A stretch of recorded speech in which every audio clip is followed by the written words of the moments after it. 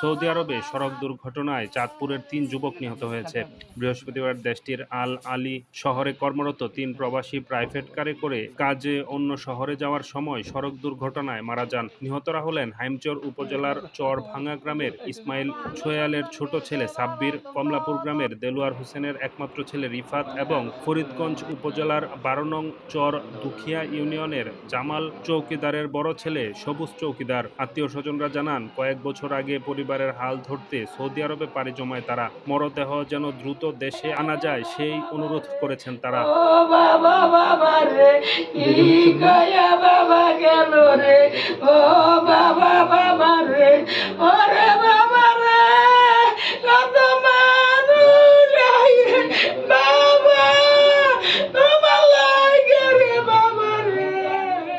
Road অ্যাক্সিডেন্টে মারা যায়, সাথে সাথেই সবুজ নামে যে গাড়ি ড্রাইভ ছিল উনি মারা যায়। আর হসপিটাল নেওয়ার পরে রিফাত এবং সাব্বির। আমার বাবার একটু চাই আমি, আমার বাবা একটু চাই আমি।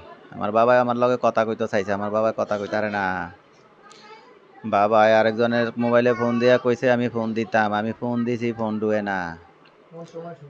আমি কালকা আসরের পরে শুনছি যে গাড়ি অ্যাক্সিডেন্ট, যে সবুজ গাড়ি অ্যাক্সিডেন্ট করছে। আমার তো অনেক দিলে সারা দিছে, সবুজ গাড়ি অ্যাক্সিডেন্ট করলে সবুজ তো গাড়ি চালায়, আমার বাবা তো এই গাড়ির, আমার বাবাই তো এই গাড়ির ছিল। প্রতিদিন এক জায়গায় না, মানে বিভিন্ন জায়গায় আর কি। কন্ট্রাক্টরের কাজ তো বিভিন্ন জায়গায় থাকে না, যেদিন যেখানে কন্ট্রাক্টরে ফাটায় ওদিন ওখানেই যায়। তো এখন আমার কোনো অর্থবিত্তর কোনো ইয়ে নাই। আমি চাই যে আমার ছেলেটা ডেড বডিটা যেন আমার কাছে আসা পড়ছে, আমি শুধু এটাই চাই আর কি।